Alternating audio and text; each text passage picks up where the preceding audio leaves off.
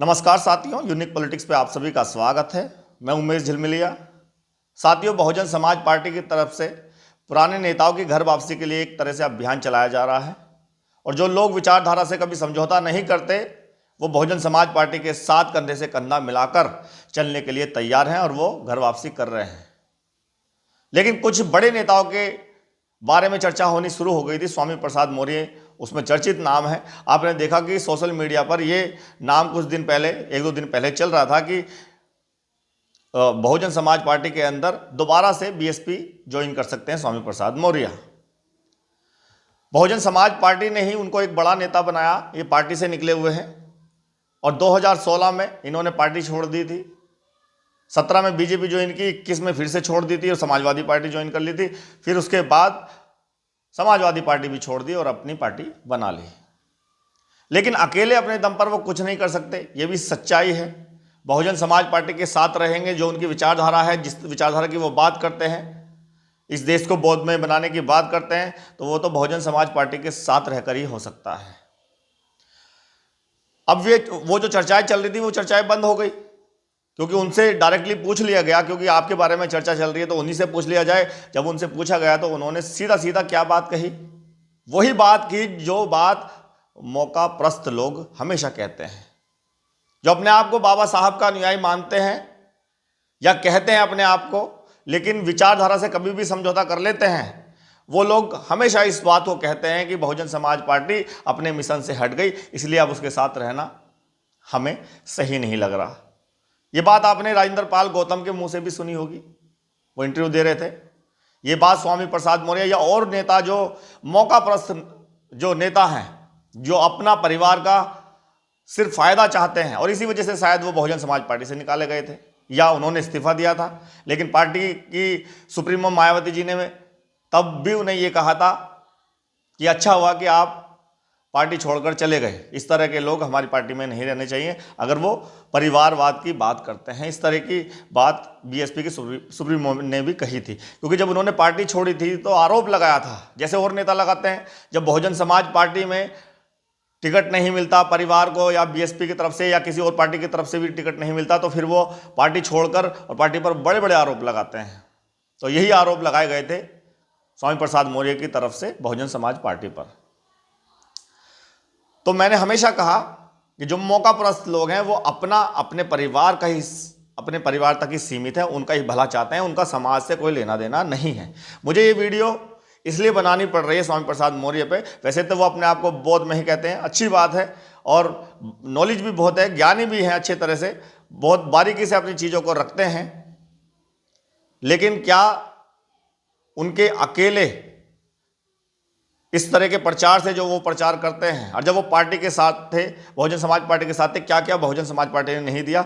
जो भी उनको बनाया वो बहुजन समाज पार्टी ने तो बनाया। लेकिन आज अगर वो इस तरह की बात कर रहे हैं कि पार्टी अपने मिशन से हट गई है इसलिए हम पार्टी के साथ नहीं जाएंगे, तो ये बात तो और भी नेता कर रहे हैं।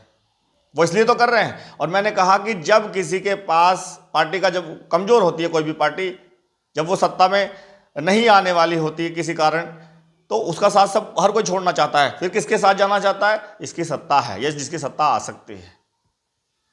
अभी बुरा वक्त है बहुजन समाज पार्टी का, लेकिन ये हवा है राजनीति की, कभी भी किसी तरफ करवट ले लेती है। और ये भी सच्चाई है कि बुरा वक्त तब तक रहता है जब तक लोगों को सच्चाई का पता ना हो। क्योंकि उत्तर प्रदेश में जितनी सरकारें रही हैं उनसे सबसे अच्छा काम तो बहुजन समाज पार्टी ने किया है। तो जो लोग कहीं ना कहीं दूसरी पार्टी के साथ जा रहे हैं, बीजेपी के साथ, समाजवादी पार्टी के साथ, उत्तर प्रदेश में अगर गए हैं वो, तो उनको इस बात का जरूर पता चलेगा कि किस पार्टी ने हमको क्या दिया है। तो बहुजन समाज पार्टी ने जितना दिया है वो उतना किसी और ने दिया नहीं है, तो वो सारे के सारे लोग बहुजन समाज पार्टी के साथ आ जाएंगे। थोड़ा बुरा वक्त है और बड़ी जल्दी चला जाएगा। और हमें ऐसा लगता है कि जिस तरह से बहुजन समाज पार्टी ने भी आप कमर कस ली है और अपने नेताओं को, पुराने नेताओं को, घर बैठे हुए जो नेता हैं और युवा लोगों को जोड़ना शुरू कर दिया है, तो 27 में ही मुझे लगता है कि कुछ नया होने वाला है और बहुजन समाज पार्टी 27 में सरकार बना लेगी, ऐसा हमें अनुमान हम लगा रहे हैं। अगर इस तरह की मेहनत जो अभी से शुरू कर दी है 2027 से, 27 के लिए जो अभी से तैयारी की है, तो उसका फायदा 2027 में जरूर मिलेगा बहुजन समाज पार्टी को। तो मौका परस्त लोग हमेशा इस बात को कहेंगे, बहुजन समाज पार्टी पर आरोप लगाएंगे आपने देखा कि 2016 में बहुजन समाज पार्टी को छोड़ दिया, जून की बात है शायद ये, और तब ये कहकर छोड़ा क्योंकि टिकट कहीं ना कहीं वो किसी परिवार के लिए मांग रहे होंगे, उनको टिकट नहीं मिला होगा, तो उन्होंने आरोप लगा दिया। और जो आरोप सारे नेता लगाते हैं ज़्यादातर, जो पार्टी से उनको टिकट नहीं मिलता, कि पैसों की डिमांडिंग की जाती है, टिकट के पैसे मांगे जा रहे हैं, इस तरह का आरोप लगाया जाता है। और भी नेता इस तरह के आरोप लगा चुके हैं। फिर वो बीजेपी में जब उनको दिखा कि बीजेपी 2014 में केंद्र में आ गई तो 17 में भी आ सकती है, एक तरह का लहर कह सकते हैं बीजेपी के उस टाइम पे, हम भी कह सकते हैं कि पब्लिक का जो मूड था वो कुछ अलग था। वादे जो बड़े बड़े किए गए थे, उस वादों को देखकर लोगों ने वोट दिया तो बीजेपी के साथ चले गए।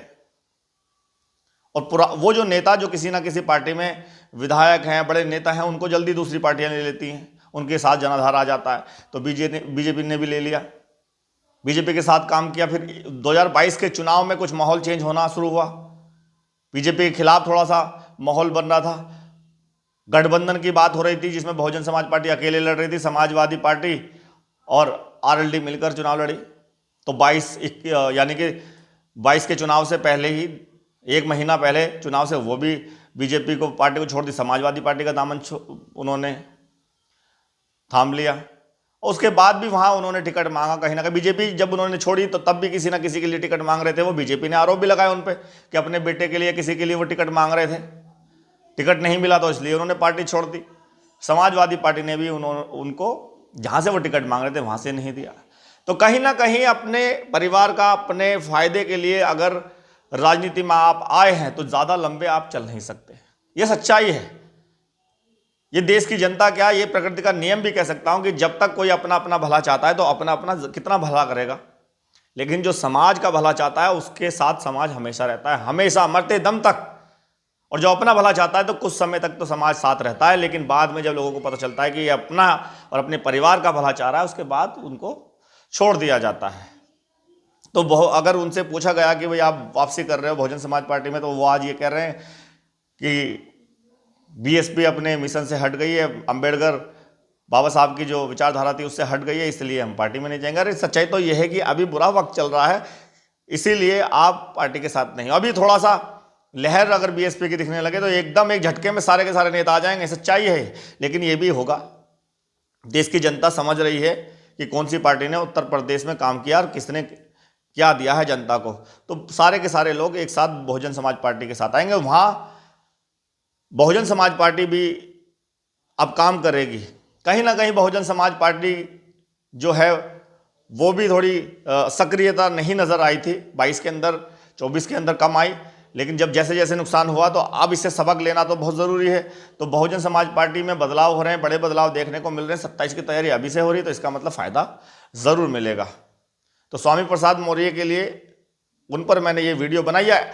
सिर्फ एक व्यक्ति नहीं, स्वामी प्रसाद मौर्य, और भी ऐसे नेता जो बहुजन समाज पार्टी से निकले हैं, उनकी वापसी के लिए बातें चल रही हैं। लेकिन अगर वो वापस, बड़े नेता जो वापस आएंगे वो अपना फ़ायदा सोच कर ही आएंगे। अगर फ़ायदा सोच के वो पार्टी में आ रहे हैं तो इसका मतलब वो बाबा साहब की विचारधारा की बात करने वाले व्यक्ति हो सकते हैं, लेकिन विचारधारा पर चलने वाले व्यक्ति नहीं हैं।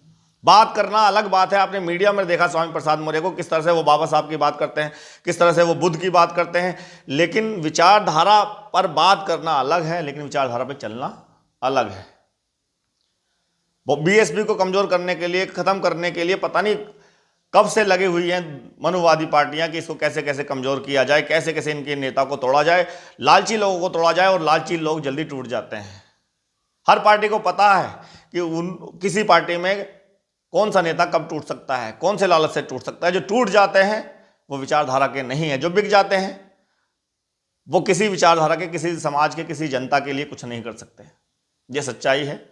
मायावती जी, बहन जी, आज आयरन लेडी के रूप में अकेले अपने दम पर हर राज्य में चुनाव लड़ रही है, चाहे वो हार रही हो, लेकिन कहते हैं ना, जीतता वही है जो मैदान में हो। यानी कि जो लड़ाई में होता है वो जीतता है, उसे हारा हुआ मत मानिए।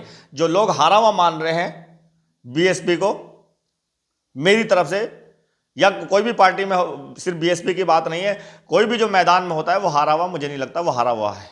और वो भी डटकर, इतना तगड़ा मुकाबला जिस तरह से बहन जी करती है, जिस तरह से सभी सीटों पर अपने प्रत्याशी को उतारा जाता है पूरी प्लानिंग से, तो इसे हार नहीं कहते। जो मैदान में नहीं होगा, जो लड़ेगा ही नहीं, उसे आप हारा हुआ कह सकते हैं, लेकिन जो मैदान में है, जो लड़ाई में है, वो हारा हुआ नहीं है। वो जीत भी सकता है, वो हार भी सकता है, लेकिन हारने वाला मैदान छोड़ के भाग जाता है, वो मैदान में नहीं होता। तो बहुजन समाज पार्टी 27 में ज़रूर कुछ नया करेगी। और समाजवादी पार्टी का तो आपने देखा कि किस तरह से नुकसान समाजवादी पार्टी को हुआ, या समाजवादी के पास क्या वोट बैंक है। हमने पहले भी इस पर चर्चा करी थी कि उत्तर प्रदेश के अंदर ज़्यादा वोट बैंक नहीं, सिर्फ मुसलमानों का है, लेकिन मुसलमान भी अब उनसे छिटक गए हैं। इस पर मैं एक बड़ी वीडियो बनाऊंगा दूसरी, क्योंकि उसमें मुझे आजम खान को लेकर भी बात करनी है, समाजवादी पार्टी को भी बात लेकर करनी है, चंद्रशेखर आज़ाद के बारे में भी अब चर्चा करनी ज़रूरी है। तो इसलिए दूसरी वीडियो मैं बनाऊंगा। इसके बाद की वीडियो है कल या आज ही बना दूंगा, लेकिन कल उसको मैं डालता हूं। तो स्वामी प्रसाद मौर्य जैसे जितने भी नेता हैं जो बहुजन समाज पार्टी में नहीं आना चाहते, वो कहीं ना कहीं अपना स्वार्थ, अपना फायदा चाहते हैं। उन्हें विचारधारा से, बहुजन समाज से कोई लेना देना नहीं है। बहुत बहुत धन्यवाद। नमस्कार।